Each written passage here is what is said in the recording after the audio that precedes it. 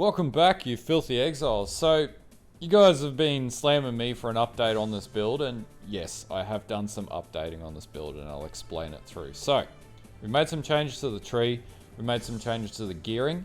We still have a ways to go, and I'll explain exactly what my plan is to get this going further. So, as it stands, this build, and I'll provide this POB in the description, it's doing about overlap of 2.4 million DPS. So, that's per hit, or per second, whatever you want to call it. So this accounts for 3 frenzy charges generated off using Blood Rage, 3 endurance charges from Enduring Cry, challenger charges, maximum pride. This is in Blood Stance, Sand Stance. And then obviously we've got 3 totems up, so we've got War Chieftain, or War Chief totems, and Ancestral whatever totems. For attack speed and damage, and we have normally are getting hit recently. Usually we have about 5 stacks of Violent Retaliation, so we get to max block. We're always getting hit, so we're always blocking, and we use Crimson Dance, so we have 8 bleeds on the enemy. Enemies moving, bleeding, Cyrus damage ticked on, and they're maimed, because we'll talk about that very shortly. But yeah, so what have I done? What have I changed? Well, let's have a look. So, just looking at itemization. Chest piece, got a better chest piece. If I could get something with more health, that would be ideal. But as it stands, you pretty much want all resist and HP on this. That's pretty much as simple as it gets. The rings, I do have vulnerability on hit. I am actually going to go for a corrupted serpent scale set of gauntlets. The reason why is then that frees my rings up, so then I can start using Vermilion rings, because part of the problem with this build is the HP pooling. And I'll talk about the current problems with this build very shortly that we're going to have to work through in min and max. And in the meantime, I'm going to start my Ice Crash totems and get that up and going. And there'll be a video today of where I've got that up to as well. But we'll talk about that when we get to that. The other thing is shield. So for about 100 chaos now, you can get a shield with over 2600 armor. If you've got the currency, I recommend doing that as soon as possible. The more armor that you have on your shield, the better off you're going to be. In this case, once you got the quality up and you can keep stacking shield damage, this is going to synergize with Shield Crush and push this up. Prismatic Blade, Prismatic Eclipse. For about 150 chaos, you can pick up a Prismatic Eclipse, and there's only 3 on the market here. It goes up to 2x. That's being corrupted with Resolute Technique. What this means is that we can tear all these points off the tree and reallocate them to cluster jewels, and we'll talk about cluster jewels very shortly. Aside from that, I've got a steel ring. This could be a better steel ring. It's not. Still in the process of leveling this up. I do have Reslythers on this now, because I managed to get 3x early in the league, so I've got that. My helm is pretty ratchet. My amulet, this is one of the current problems with the build and where min and maxing comes in. I do need pride reservation reduction. The reason why is I ideally don't want to be running Herald of Purity anymore. I want to use Flesh and Stone, because that's going to increase my survivability. It's got Maim on enemies, and also the blind for enemies that's in your direct vicinity, or however that works. Sorry, I'll just double check. So yeah, enemies that aren't nearby while in Sand Stance are blinded. Yeah. So that's going to increase survivability tenfold, but the problem is getting the reservation to be able to do that. There's 2 ways we can do that. We can get the Helm enchant, which is harder, or as hard, or we can get the amulet enchant. One of the 2 will facilitate that particular problem. Flasking, doesn't really matter what you do. The big thing, make sure you get a granite flask, Lion's Roar, and you use the Instilling Orbs, I think they're called. Just have a quick look. I think I got a few in my stash now. Enkindling Orbs, sorry. This will enchant your flask with the ability to get that increased effect, which is going to increase your flat physical damage. Aside from that, Blood of the Karui, I have a Staunching Flask.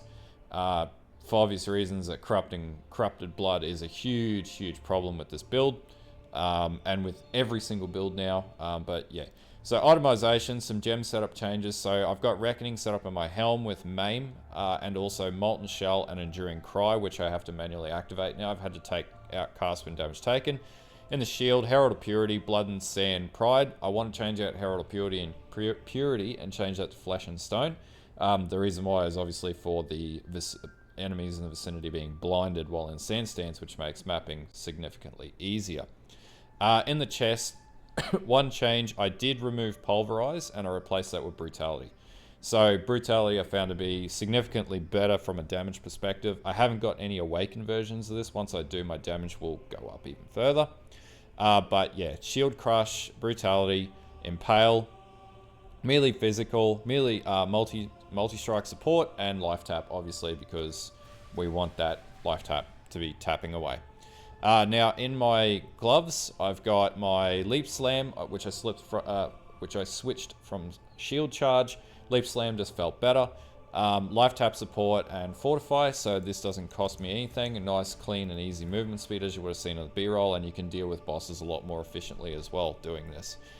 In my boots, this is my War Chieftain setup, so I've got my Dread Banner in here, I should add, because this is using Impale.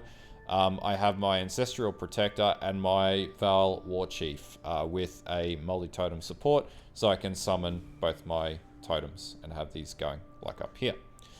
In my blade, just got Blood Rage, which I trigger on my own, and Second Wind, which I'm not really using for anything, though it does mean that I can keep Blood Raging, and that's good. Okay, so for POB changes, what have we done in here? So, first of all, we have moved around some of our nodes up here from last time. So we've removed Vanquisher because we needed the clusters, and because we now have Resolute Technique on our sword, we get a free cluster duel, because this sword normally rolls with accuracy and we don't use accuracy because we use Resolute Technique. So we can remove all these nodes in here, push all these down, and finally be able to pick up this cluster down here and then start putting a cluster duel in. Now the cluster duel that I am using is just using Fuel the Fight and Smite the Weak right now, with the intention of getting something else in here. These are about 2 chaos for these 8.8 passive point cluster duels like this with these 2 particular things. So yeah, between 3 to 10 chaos now. So very cheap to get these in here. You get 2 more dual sockets. Now, one of the problems with this build is the attack speed. And obviously we need more attack speed because we need attack speed. We get to about 6.07% attack speed, or 6.07 attacks per second, but we need to move it up to that 9 per second. It's too sweet. The way that we do this, and this is what I'm currently working on and minning and maxing, is for your duels. So we'll just go to a duel. You basically want 3 stats on duels. You want life percentage, you want your attack speed with a shield increase, and overall attack speed increase. If you can get these 3 things, then your attack speed will go up and your damage will go up exponentially with this build. Right now, I am struggling to push through currency because maps are dropping fuck all and logbooks don't drop frequently, which is another problem with this league. So I'm basically just grinding my way through so I can pick up currency. The other thing is I've funded 2 different builds at the same time, so I am working at increasing the increasing my build potential with this, moving down the line and finishing this build. But I am starting Ice Crash as well, so I've got 2 Ice Crash totems. So I got 2 builds to balance. But anyway, that's pretty much the overall of where this build's at. I do have a just a really cheap Corrupted Blood cannot be inflicted on me duel, but it doesn't really matter for mapping. So problems with this build: block is not as reliable as what it used to be. So while at times it's really good, pretty much to compensate for getting 1 hit from time to time, you need to have a life pool of about 6,500, which is becoming a bit of an issue and needs to be done through your duels now. So this is pretty much the first problem that I've got. The second problem is the ailments, the bleed, everything else in maps is, again, block can't block it. So it's a real problem for this build, and you've got to use mitigating, damage reductors to get rid of that, flasks and whatnot, and they're nerfed, so it's creating survivability issues from time to time, leveling up from 91 doing T16s, and this is consistently doing T16s, by the way, I should add. As you were seeing, it can kill Guardians without too much. I did die in that one Guardian fight, but it can kill the, bloody fragment bosses pretty easily. Time to kill, this isn't the fastest time to kill yet. It's going to go up, it's going to get better, but it takes a little bit to min and max to get to that stupid level of time to kill. It can do pretty much everything in the game. I've killed Cyrus A5 with it, and I'll probably do a video on that, but it suffers from the problem that Cyrus has on any melee build, and that Cyrus fucking moves around 10 ways to Sunday, and it's hard to catch the prick. So that is a little bit of an issue when your damage is lacking, and you would think at 2.4 million DPS, even wound down or whatever, you would think with that DPS that would be, a decent amount. It's not in some circumstances now with the way that the end game works. We need to get this to about 4 or 5 million somehow. The other thing that I do need to add into the build is a Impale Watcher's Eye. So the increase in Impales. This is going to spike my damage, or impale while using Pride. This is going to spike my damage up significantly as well, because you can impale enemies more consistently. And yeah, these are pretty much the things that this build still needs. Where it's at right now, it's doing T16, it's doing T16 map bosses easily. It dies from time to time from bullshittery in the game. Can kill Cyrus A4 to 5, probably go up to about A6 right now. It can kill Cyrus. It can do fragment bosses. It can pretty much do most stuff in that mid-tier endgame, true endgame, but it requires more mining and maxing to get it to where it needs to be. Anyway, I'll put a POB in the description. This is just a really quick update video of where this build's at, because everyone's after it and they're like, where the fuck is your build update? Well, here's the update.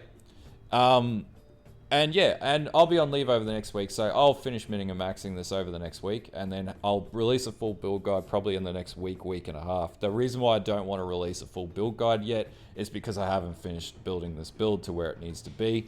I still am playing with the cluster jewels, I'm still playing with other stuff, I'm benchmarking onto other builds that are in the league using the same skill. There is an argument to say that Zerkers could be better. One of the problems with Zerkers is that you can't use Resolute Technique if you want to generate blitz charges, and you need to generate blitz charges to get to 9 point whatever attacks per second. So to do that, you then have to balance crit and crit chance, and one of the problems with the Zerker nodes is getting crit chance when you're running shield skills. So that's another balancing problem that exists with that particular, going that particular route. But it's not untenable. The other problem with the Zerker is the survivability problems. Basically, your defensive layer is your offense. You are somewhat tanky, but it's not as tanky as this. This is more forgiving for the slower paced player who doesn't want to be on point, sitting there for that clutch second where they need to hit a flask or something like this. This is better in that circumstance, but it does take longer to kill things. That being said, as you level this up and you get it to where it needs to be, I have every confidence this is going to be, a Cyrus and Maven killing beast and machine. The skill is really powerful. Yeah, it's an overall really consistent build. And I do really like this build as it is right now. Considering, your base armor is about 15,000, even though that being said, your physical damage reduction doesn't really matter with that. Anyway, if you like this video, like and sub. As I said, POB will be in the description, and leave a comment. Just tell me how you're going with your builds, and if you've got any suggestions or ideas or anything like that, more than happy to hear that as well. Because this is very much an open season build. There's no precedent for this, so yeah. Anyway, until next time, bye.